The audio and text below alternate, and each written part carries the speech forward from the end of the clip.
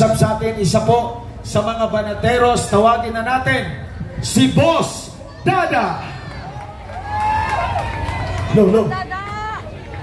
Magandang gabi po sa lahat.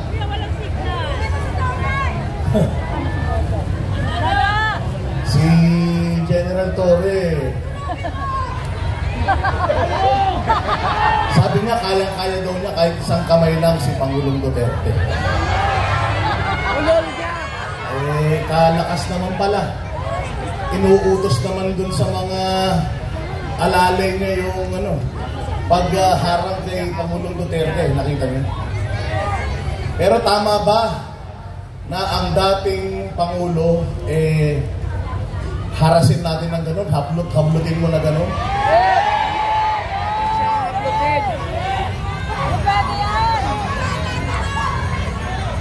Kasi parang lumalabas, sila pa ang biktima eh. Sila pa daw yung nabukulan. Sila pa daw yung VIP treatment daw yung binigay niya kay Pangulong Duterte dahil nakaupo daw sa upuan ng presidente. Okay ba yun? Alam niyo mga boss, nung mga panahon na si Pastor Apollo Kibuloy, pinag-uusapan natin tong extraordinary rendition. Marami sa atin tumasang kilay. Marami sa atin hindi naniwala. Si Pastor Apollo Kibuloy nagtago. Marami sa atin nagsabi, kasi nagtatago. Di naman totoo yung extraordinary rendition na yan. Eto na. Nangyari na kay Pangulong Duterte. Totoo yung extraordinary rendition o hindi? Totoo lahat ng sinasabi ni Pastor Apollo Kibuloy noon o hindi? Kaya sa susunod, makikinig tayo doon sa mga totoong nagmamahal sa bayang Pilipinas. Nakita nyo ang ginawa ng kapulisan 16 na araw sa Kingdom of Jesus Christ. Practice na yun. Practice na yun. Na-foresee na ni Vice President Sara Duterte yung pagpapa-impeach sa kanya. Unang araw pa lang, alam niya na. Sabi niya, nagpa-practice na sila sa impeachment. Eto, nangyari sa ating mahal na Pangulo.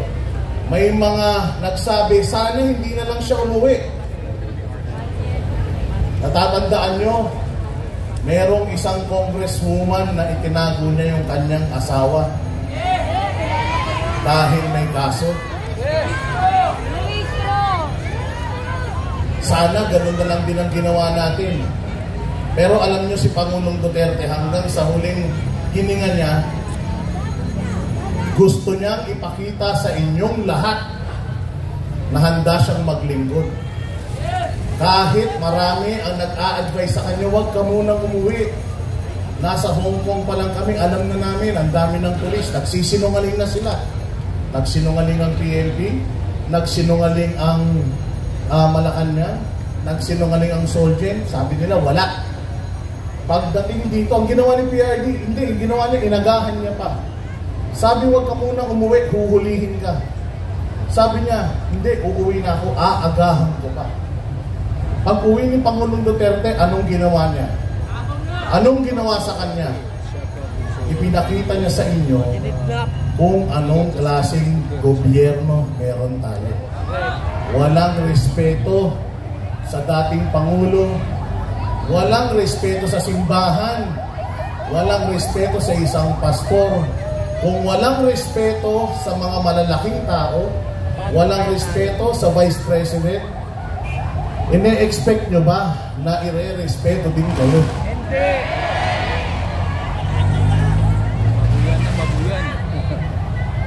Kaya ngayon, kagabi, napakasakit.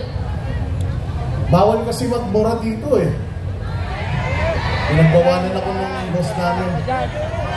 Pero, siguro palitan na lang natin ang dasal.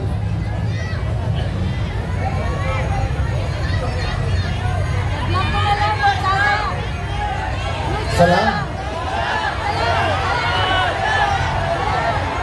Lahat tayo, mga kababayan, magbuklod-buklod. Nakikita natin ang nangyayari sa Mindanao. Nakikita natin yung mga dating hindi naman nagpa-participate, nagising na. Yung mga dating hindi naman interesado sa politika, naging biglang interesado. Napakatalino ni Pangulong Duterte. Akala ng ating Pangulo ngayon na ang galing-galing niya. Ang hindi niya alam, binigyan niya si Pangulong Duterte ng platform na buong mundo makakaalam kung gaano tayo ngayon inaabuso. Bawat kwento ni Pangulong Duterte noon naririnig lang sa buong Pilipinas. Ngayon, naririnig na sa buong mundo. Malalaman ng buong mundo kung gaano kabulok. Kung ano yung ama, siya din ang anak. Malalaman ng mundo na lahat ng alyado ng Pangulo, lahat ng alyado ng Pangulo tinatrabaho nila. Kaya somehow, para sa akin, nagsakripisyo na naman si Pangulong Duterte. Kahit hindi na siya presidente ng Pilipinas, isinakripisyo na naman niya yung kanyang sarili. Para ano? Magsama-sama tayong lahat. Lahat tayo, may kanya-kanyang mga social media. Gusto nilang kontrolin yan, gusto nilang patahimikin tayo. Gusto nga nila, lagyan ng prangkisa yan para makontrol nila. Pero hanggat wala pa, gamitin na natin lahat ng yan. Ang people power, nasa social media. Gamitin natin lahat ng ating mga platforms para isigaw kung gaano tayo kadismayado. At isigaw natin araw-araw, huwag tayong huminto hanggat hindi natin nababawi si Pangulong Duterte. Let us bring PRRD home. Let us bring PRRD home. Napakadelikado din ang ginawa ng ating Vice Presidente. Alam natin na isinasama siya dyan. Pero di nila alintana para sa ating lahat. Kaya dapat tayong lahat magsakripisyo din. Maraming salamat sa inyong lahat na nandito. Hanggat naniniwala tayo, may pag-asa tayo. Kaya ipakita natin sa kanila, maling-mali yung ginawa nila at huli na nila to. Maraming salamat po. Maraming salamat, Boss Dada! Naggagabi na mga kababayan. Pero imbes na umalis, patuloy po tayong nadadagdagan. May ayuda ba dito? Sabi ko, may ayuda. May binayaran ba dito?